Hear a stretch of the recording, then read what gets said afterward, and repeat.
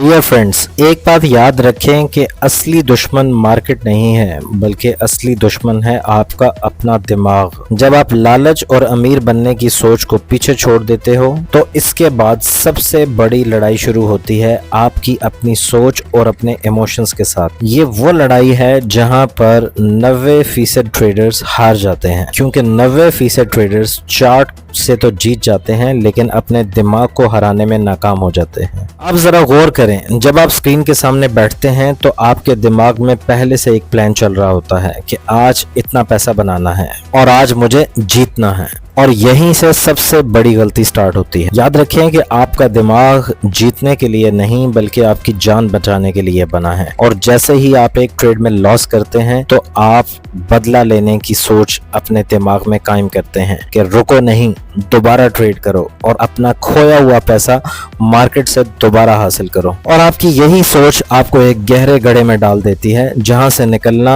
आहिस्ता आहिस्ता आपके लिए मुश्किल होता है, और आप उस खड्डे से निकलने के लिए दोबारा वहां पर मजीद खुदाई शुरू करते हैं, और जैसे जैसे आप मजीद खुदाई करते हैं तो आप उस गड्ढे में और ज़्यादा फंसते जाते हैं, और एक वक्त आता है कि उस गड्ढे से निकलना आपके लिए नामुमकिन हो जाता है, जिसका मतलब ये है कि आप अपना सारा कैपिटल ज़ाया कर बैठे हैं और अब आपके बचने का कोई चांस नहीं।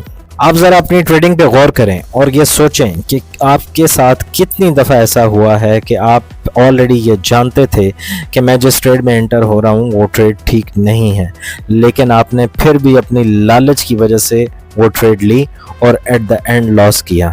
ये वही पॉइंट है जहाँ पर आपका दिमाग आपको धोखा देता है। आपको ये जानना और समझना होगा कि आपको मार्केट को हराने की बजाय अपने दिमाग को हराना होगा। अब सवाल ये आता है कि हम अपने दिमाग को कैसे हराएं। इसका जवाब मैं आपको देता हूं। इसका जवाब बहुत सिंपल है।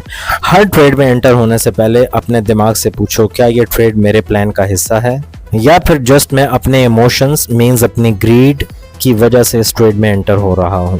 अगर ये ट्रेड आपके प्लान का हिस्सा है तो आपको इस ट्रेड की तरफ जाना चाहिए, लेकिन अगर आप अपनी ग्रीड की वजह से इस ट्रेड में एंटर हो रहे हैं तो आपको इस ट्रेड से परहेज करना चाहिए।